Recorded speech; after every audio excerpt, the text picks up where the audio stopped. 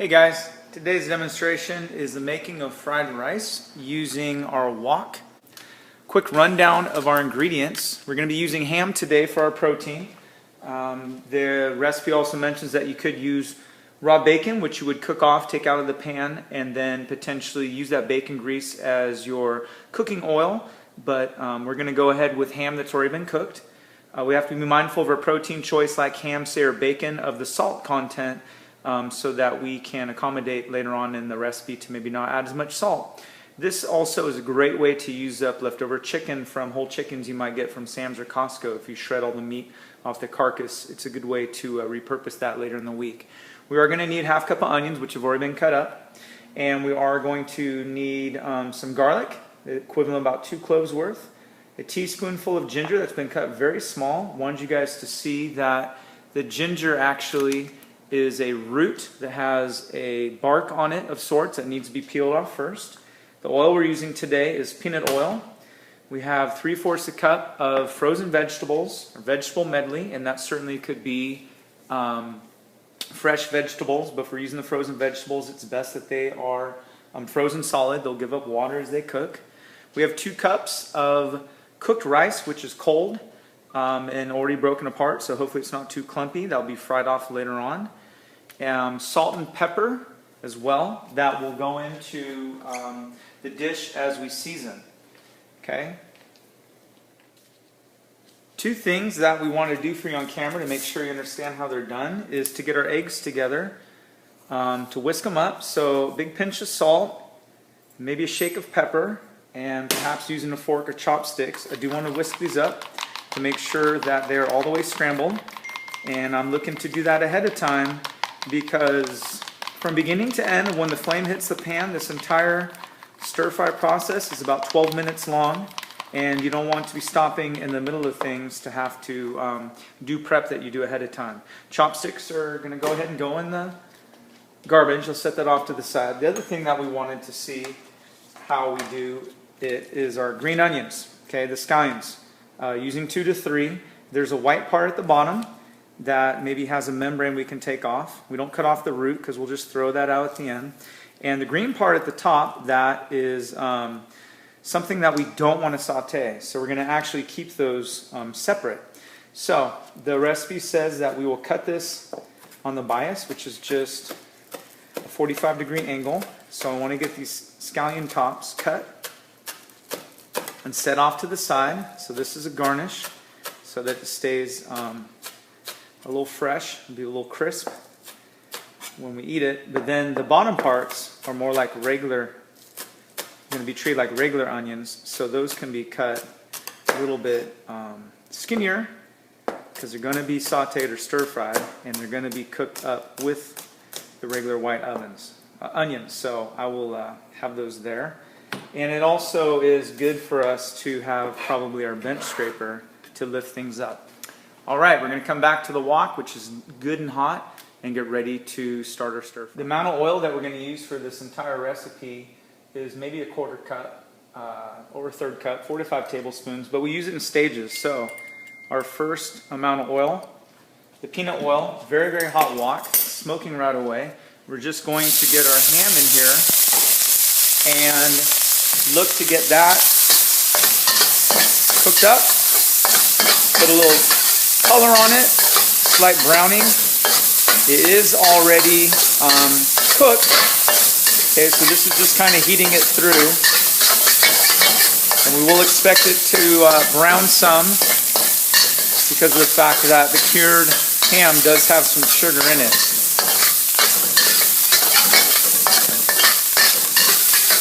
The nice part about not working with bacon is I'm not dealing with touching a raw meat that I have to worry about contamination later. Okay, so that's not very long for the ham to be cooked off. There's not much oil left behind. The other thing that we didn't mention actually is we want to have a large bowl to hold things off to the side so when we move on to the next stage. So if my ham is done, I can go ahead and scrape this out. And we're moving on to the onions and the other parts to be sauteed. All right, we put the pan back on the heat. Wanted to recover the heat a little bit. Another tablespoon of oil. Going to saute up our onions. And then remember also the scallion bottoms. And I'm looking to season this with salt and pepper a little as we go. And we want these to get a head start of maybe 30 seconds or so. As opposed to when we add in the garlic and the ginger. The garlic and the ginger are what we call our aromatics, and they are cut smaller, so they are more likely to burn. And we don't want to overcook and take all the great flavor and aroma out of them and replace it with bitter. So that's why these get a head start. Garlic and ginger in. And while we're stir frying this up, you can actually see that these items I'm using are kind of more like shovels of anything. They have an edge that you can help chop things up. But you can also lift things up to shovel. Alright, so those got maybe 30 seconds. And now it's time for our frozen vegetables. Now we're going to finish this in time lapse. But with the frozen vegetables, what I'm looking to do is not add any more oil because there's water in there to help steam. I am going to look to salt and pepper these. But I'm going to cook these to the point that the largest item I see, big old cut green bean, when I pull it out of the pan and bite into it, I can tell that it's been heated through, defrosted, and cooked. So again, we'll finish that in time lapse.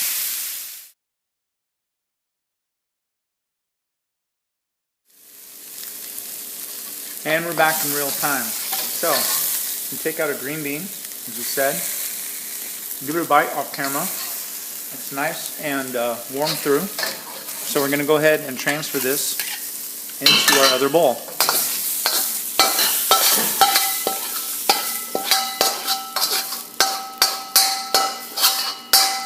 The nice part about this wok is it does have a handle on the back, which makes it easier to lift if you need to. Alright, here comes honestly the most challenging part and why we want everything to be done quickly ahead of time, prep wise, is the scrambling of the eggs. 1 more tablespoon of oil, that is now the third, and we want to swirl that around, really coat the pan, get our eggs cooked up quickly. Scramble these up, it won't take long.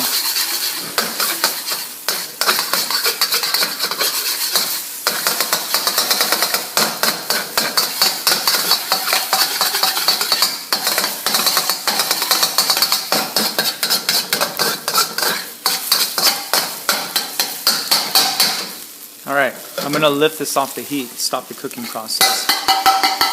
My eggs are scrambled, they're done.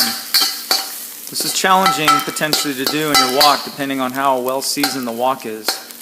If you found that earlier in the process food was sticking to your wok, or you're just a little unsure about this, you could certainly scramble off an egg on the side in a Teflon pan.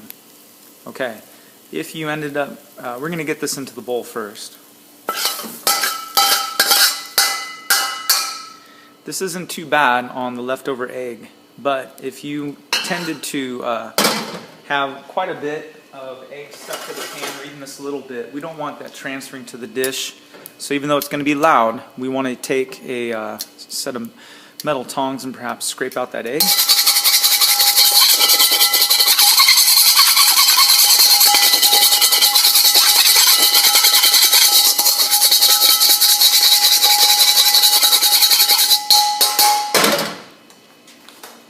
Wipe it out with a towel into the sink.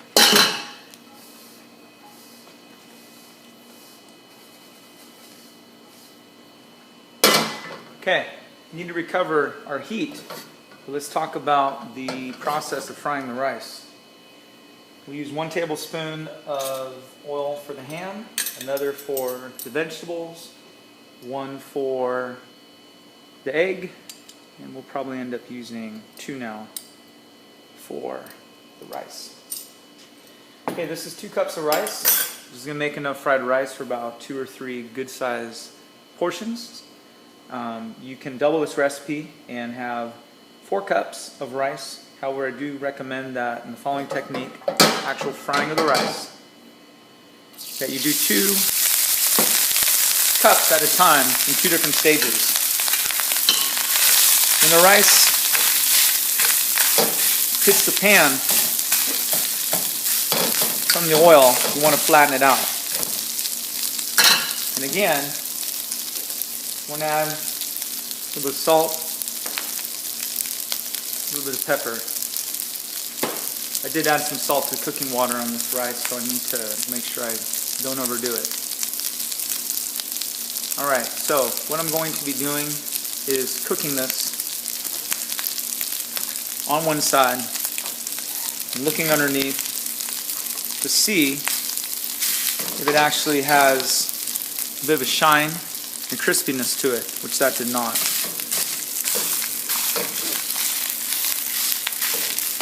So we'll let this hang out and cook in time lapse, maybe for a minute or 2, and we'll come back and check to stir the rice. Alright, we're back in real time. That now, during the time lapse, I did take the rice and flip it, and one thing to tell us if the rice is hot enough is away from the pan we can see steam rising, so it is time to turn it over. I do this in stages as we go around the pan.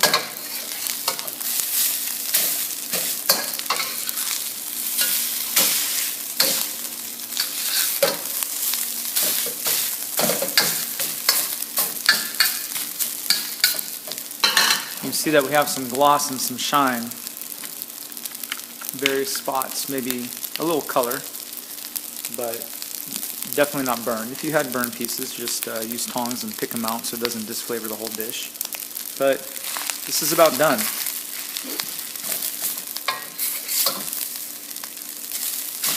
Maybe turn it one more time. It's okay to chop it up. Mix it up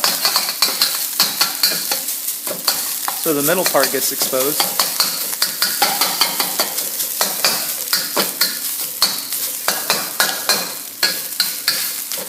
And then flatten it out again.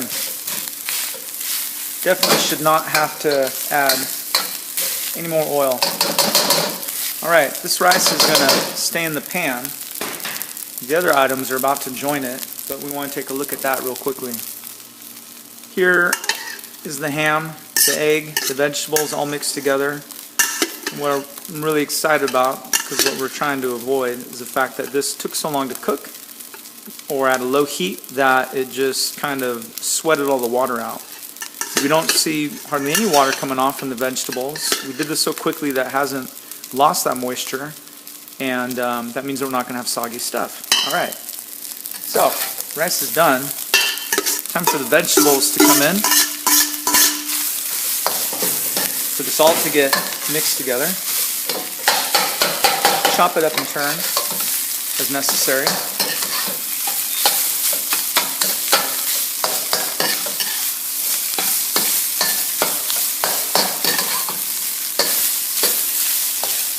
You can let people season it with soy sauce to their liking. I tend to put a little bit in the pan to make sure it's all coated in.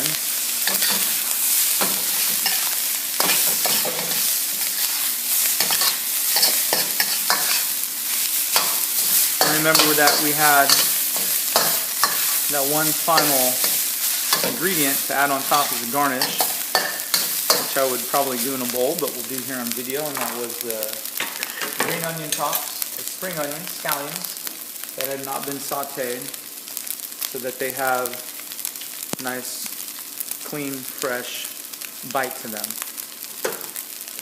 And that is our finished fried rice.